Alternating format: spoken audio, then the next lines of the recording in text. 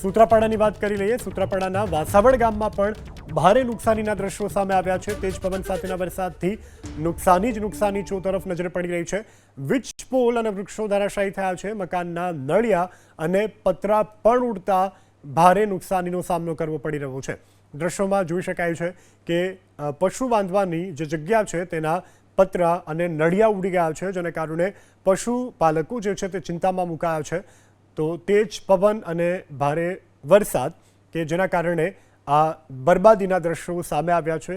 સૂત્રાપાડાના દ્રશ્યો છે, ગીર સોમનાથના વેરાવળના સૂત્રાપાડાના, કે જ્યાં તેજ પવન સાથેના વરસાદથી નુકસાની થઈ છે. વીજપોલ ધરાશાયી થયા છે, વૃક્ષો ધરાશાયી થયા છે અને મકાનના નળિયા અને પતરા ઉડી ગયા છે, જેને કારણે પશુ માલિકો જે છે તેની ચિંતામાં અત્યારે વધારો થયો છે. તો ગીર સોમનાથમાં આજે જે વરસાદ વરસ્યો, વેરાવળમાં જે વરસાદ વરસ્યો, તેને અસર ગ્રામ્ય વિસ્તારોમાં પણ જોવા મળે છે. ગ્રામ્ય વિસ્તારોમાં પણ તેજ પવન ફૂંકાયો અને વરસાદની પણ તીવ્રતા આજે ખૂબ વધારે હતી, જેને કારણે અનેક એવી જગ્યાઓ કે જ્યાં વૃક્ષો વીજપોલ ધરાશાયી થયા છે, તો અનેક એવા ઠેકાણા કે જ્યાંથી નળિયા પતરા પણ ઉડી ગયા છે. તો સૂત્રાપાડાના થરેલી અને આસપાસના ગામડાઓમાં પણ આજે વરસાદ નોંધાયો છે.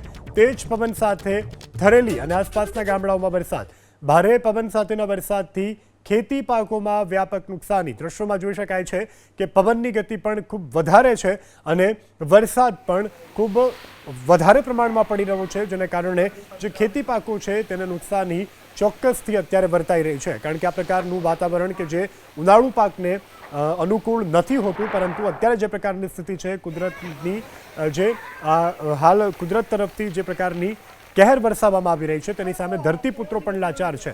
કારણ કે તેજ પવન ફૂંકાઈ રહ્યો છે, વરસાદ પડી રહ્યો છે. આ વાતાવરણ ઉનાળુ પાકને નથી માકફ આવી રહ્યું, છતાં પણ અત્યારે જે પ્રકારની આ સ્થિતિ છે એ સ્થિતિની વચ્ચે ખેડૂતોના હાથ જાણે બંધાયેલા હોય તેવી સ્થિતિનું નિર્માણ થયું છે.